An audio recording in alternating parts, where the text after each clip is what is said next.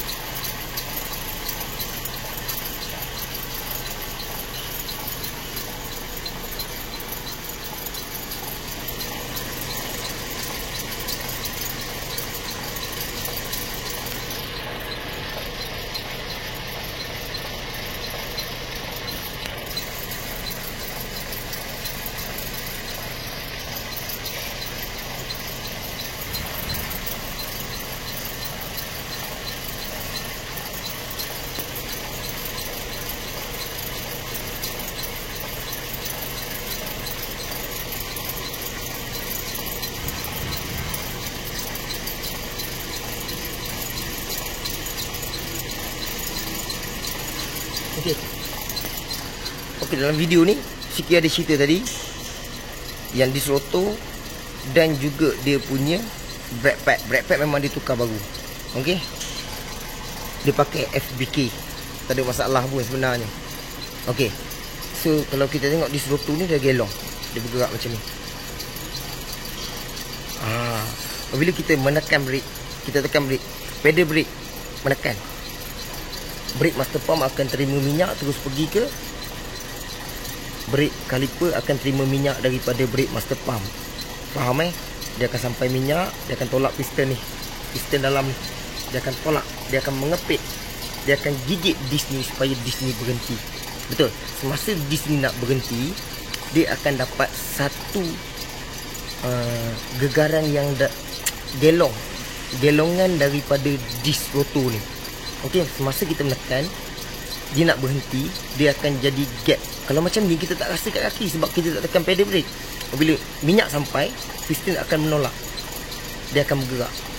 Piston ni dia akan bergerak, dia akan menekan disc rotor ni.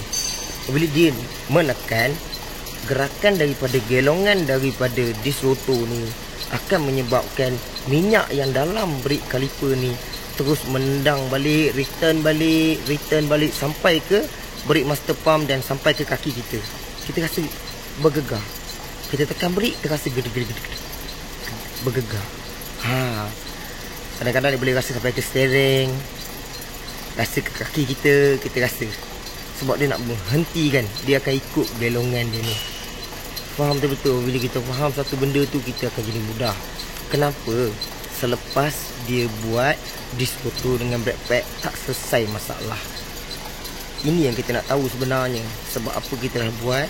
Sikit tak salahkan komen yang buat sebenarnya. Cuma kita, video ni manfaat dia supaya korang faham. Korang bukan komen pun yang tengok video ni. Majoriti pun orang-orang awam yang kerja, pergi kerja, balik kerja, tak ada masa pun untuk repair kereta sebenarnya ni. Tak ada istilah orang kata, oh bagi ilmu kat orang lain nanti orang boleh buat sendiri. Mustahil untuk orang buat sendiri sebenarnya. Percayalah cakap sikit. Okay. Korang takut dengan rezeki, kenapa? Alright. Okay. So sekarang ni, bila owner dah tukar disc rotor dan juga brake pad, dia jalan seminggu, gelong balik. Okay, yang pertama, boleh jadi. Okay, jap. Jam, tolong tekan minyak sikit. Tekan sikit. Tekan sikit. Tekan minyak. Kita akan dapat rasa satu bunyi. Bunyi berdengung. Korang dengar betul-betul.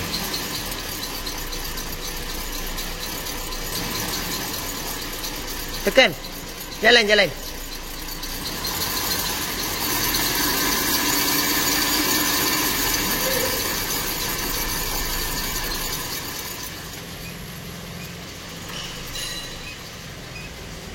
Kenapa? Jalan dalam 40, 50 macam tu.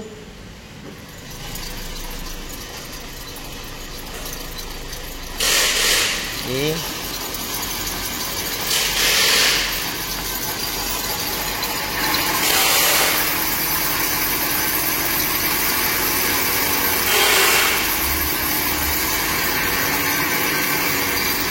Okay. Dah. Stop. Break. Mati enjin. Okay. sekarang ni korang dah faham dah. Nampak pergerakan dia semua tadi.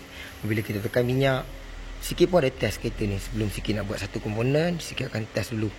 So kereta ni memang ada masalah berdengung sikit kereta dia ni. Berdengung, memang terasa berdengung. Orang Melayu kita takkan berdengung tak faham. Tak faham. Cina pun faham berdengung tu apa. Malulah. Ada macam tu cerita, berdengung, bunyi berdengung. So sekarang ni berkemungkinan besar ada masalah daripada bearing sebenarnya. Bearing. Rumah bearing dah makan. Yang pertama, jangan percaya bulat-bulat. Relax dulu. Kita faham satu-satu. Okey. Bila dah buat bearing, kereta ni selesai masalah. Tapi nak selesaikan masalah ni, disc rotor dah tak boleh pakai dah. Brake pad dah tak boleh pakai dah. Owner dah akan bazirkan duit. Sebab dia dah buat dah sebelum ni. Betul? Sebab di sini gelong. Gelong dah banyak dah ni, bukan sikit. Bila dia potong lagi, boleh menyebabkan disc dia nipis. So bila nipis jadi bahaya. Okey, so sekarang ni nak tak nak owner kena terima yang disc rotor kena tukar ganti. Ataupun ambil disc rotor yang boleh sweat ke, yang tebal sikit. Tapi mahal agak lah harga dia pun. Tapi original lah. Okey pun boleh juga. Brake pad memang nak tak nak pun memang kena tukar ganti. Okey sekarang ni brake kaliper tak ada masalah apa. Brake bracket, kaliper, pin pun tak ada masalah apa. Okey sekarang ni andai kata selepas buat bearing ada juga masalah macam ni, bermakna rumah knuckle ni rosak. Okey untuk kereta ni berkemungkinan besar kos yang paling besar sebenarnya rumah knuckle ni. Rumah knuckle seketul untuk pegang bearing hub ni. Okey, itu adalah choice yang terakhir untuk kereta dia ni. Sebab sikit hayati betul-betul dia hanya ada sebelah sini sahaja. Okey, bunyi tu pun belah sini, gegaran tu pun belah sini, bearing berdengung pun semua sebelah sini. Dia tak ada side sebelah kanan. Sebelah kanan okey, alhamdulillah. Belakang kiri kanan memang tak ada masalah. Sebelah sini je. Okey. Berkemungkinan besar tak awal langgar lubang yang terlampau kuat ke, boleh menyebabkan rumah knuckle tu dah makan. Rumah knuckle ni dah makan sebenarnya. Okey. Okey, itu sahaja untuk video ni. InsyaAllah ilmu yang seberkurangan yang sikit share ni, andai kata bermanfaat, minta tolong share. Okey, yang belum subscribe sikit punya channel, minta tolong subscribe. Okey, macam biasa next time kita jumpa lagi. Jangan lupa untuk selawat atas Nabi Muhammad sallallahu alaihi wasallam. Assalamualaikum warahmatullahi wabarakatuh.